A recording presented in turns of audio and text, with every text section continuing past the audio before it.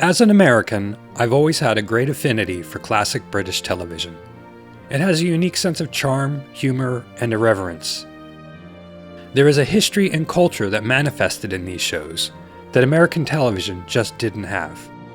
So grab a cuppa and some Jammie Dodgers as I revisit some of my favorite gems from Britain's golden age of television. The Good Life centers on Tom and Barbara Good, a middle-class couple who abandon the corporate grind to pursue self-sufficiency in their suburban home. Their lifestyle shift clashes with neighbors Margot and Jerry Ledbetter. This conflict tests the boundaries of their friendship as Margot and Jerry are forced to endure the homesteading exploits of Tom and Barbara. During the original broadcast of the show, Tom's midlife crisis and quest for authenticity resonated with audiences who were themselves navigating the cultural shifts of the 1970s, while Barbara's warmth and resilience made her a beloved figure of domestic empowerment. The contrast of those portrayals against Margot's snobbishness and Jerry's affable pragmatism highlighted the tension between tradition and change. The show does an admirable job of never favoring the views of the Goods versus those of the Ledbetters. Instead, it provided a fair and balanced representation of both perspectives, which protected the show from being preachy on either side of the fence. I always thought Tom could be a bit self-absorbed. Charming, sure, but not exactly brimming with empathy. As a teenage boy, it was impossible not to be smitten with Felicity Kendall. Honestly, as a 50-year-old boy, it's impossible to not be smitten with Felicity Kendall. And Margot and Jerry? Easily one of television's finest portrayals of a married couple, equal parts absurd and endearing. After her success in The Good Life, Penelope Keith was to star in a BBC radio production. She felt the script for the radio program was one of the best she'd ever read and asked to show it to BBC Television, who then developed it into the television program To the Manor Born. In this new role, Penelope Keith portrayed Audrey Forbes-Hamilton, a woman of aristocratic pedigree who, having lost her wealth, was reluctantly adjusting to a more modest lifestyle. The character offered a clever reversal of Keith's earlier portrayal of Margot Ledbetter in The Good Life, where she played a middle-class suburbanite with lofty aspirations of social ascent. Where Margot clawed upward, Audrey tumbled down, both navigating the quirks of British class with Keith's signature wit. After the death of her husband, Audrey is forced to sell Grantley Manor, their vast country estate. The manor is bought by Richard de Vere, a millionaire supermarket owner originally from Czechoslovakia. Audrey and Richard have a will-they-won't-they relationship that provides tension throughout the series. Richard also provides a fish-out-of-water aspect to the story, as he struggles with learning the ways of the English countryside. If you're after a quintessentially English series steeped in countryside charm, To the Manor Born is simply unbeatable. It's witty, warm, and wonderfully posh. It's the kind of show that feels like a cozy cup of tea on a rainy afternoon. 16 years after the original TV series came to an end, 10 30-minute episodes were broadcast on BBC Radio. Of those 10 episodes, 6 were adapted from the TV version, and 4 were especially written for the series. I wouldn't go that far. It does make him look less of a foreign arriviste. Oh, but he's a very cultured man. Well, only in the sense that mushrooms are cultured. If you're a fan of the show and haven't already checked out the radio episodes, they're well worth a listen. It's Monty Python's Flying Circus. Is there anything more quotable than Monty Python? Nobody expects the Spanish Inquisition. This is an experiment. Know what I mean? Know what I mean? Nudge, nudge, nudge, nudge. Know what I mean? Say no more. Know what I mean? This sketch show with a stream of consciousness approach took humor to absurd levels, but always anchored it with a razor-sharp intellect. With Terry Gilliam's surreal animations stitched between the chaos, the series boldly redefined the limits of taste, structure, and what television dared to be. There was simply nothing else on the planet like Monty Python. It was wholly unique, and you never knew what they would be doing next. Monty Python is to comedy what the Beatles were to music.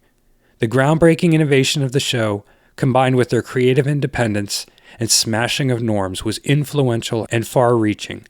Simply put, Python was a game changer, and it will forever live in the pantheons of the comedy gods.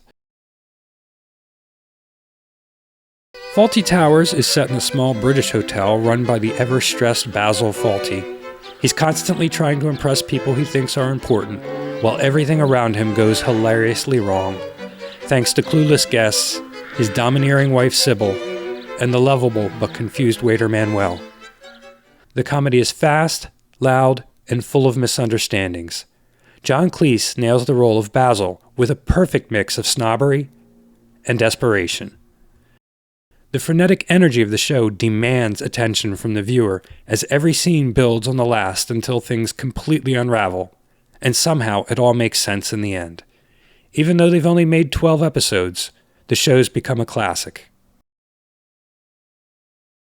Tenko is a show I didn't find until later in life, and I found it to be a deeply profound telling of the struggles of British, Australian, and Dutch women who were taken prisoner following the Japanese invasion and fall of Singapore in February 1942.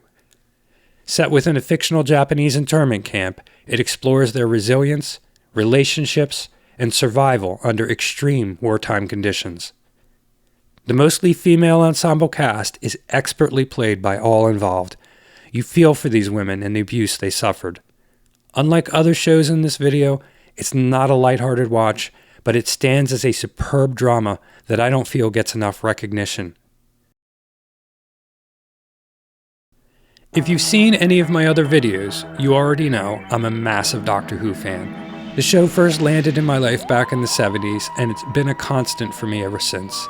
And if you're watching this, chances are you're at least familiar with Doctor Who, if not very familiar with Doctor Who. I don't feel I need to explain the show, but for the uninitiated, it's about a character called the Doctor who travels through space and time in a blue police box, picking up curious strangers along the way. The companions mostly serve to ask questions, get into trouble, and be rescued. The genius of the show lies in its premise. All of space and time as a playground. One week, it's ancient Rome, the next, it's a dystopian future, and sometimes it's just present-day Cardiff. The Doctor is a bit like James Bond. When one actor steps down, another steps in, bringing a fresh spin to the same enigmatic hero. The show's been running since 1963, with countless errors, reinventions, highs, and lows. And that's part of the charm. It's never quite the same, but it's always Doctor Who. The Hitchhiker's Guide to the Galaxy is a 1981 BBC sci-fi comedy based on Douglas Adams' cult classic, blending absurdity, satire, and cosmic adventure. The show follows Arthur Dent, an ordinary Englishman who narrowly escapes Earth's destruction thanks to his eccentric friend Ford Prefect, a researcher for the titular guide, and secretly an alien from Beetlejuice. Still with me? Sure you are, you've heard of this before. Together, they hitch a ride on a spaceship and embark on a surreal journey across the universe. The series is known for its dry wit, philosophical musings, and delightfully low-budget effects. It remains a beloved part of British television history, celebrated for its clever writing and unapologetic weirdness. It's a bit dated by today's production values, but still an enjoyable watch. Is there anything more quintessentially British than Danger Mouse? This animated classic offers a surreal blend of dry wit and eccentric charm that is as British as tea and sarcasm. From its off-the-wall plots to its delightfully bonkers characters, Danger Mouse delivers a wild ride wrapped in stellar voice acting with a catchy, unmistakable soundtrack. It's not just a cartoon, it's a cultural time capsule of British humor. If you aren't familiar with the show, Danger Mouse works for the British Secret Service, alongside his ever-nervous but loyal sidekick Penfold. The pair are constantly dispatched by Colonel K to thwart threats, both domestic and global. David Jason, a widely celebrated actor and one of the OGs of British television, voices both Danger Mouse and the show's narrator. Before we wrap things up, let's quickly tip our hat to Count Duckula, a delightfully offbeat spin-off from Danger Mouse, with its gothic flair, absurd humor, In familiar animation style, Duckula carries the torch of its predecessor while carving out its own quirky legacy. There are countless brilliant classic British shows out there, but I'm only presenting the ones I grew up with and still revisit regularly. These shows didn't just entertain me, they helped shape my personality and my sense of humor. Got a favorite classic British show of your own? Drop it in the comments. I'd love to hear what your favorites are.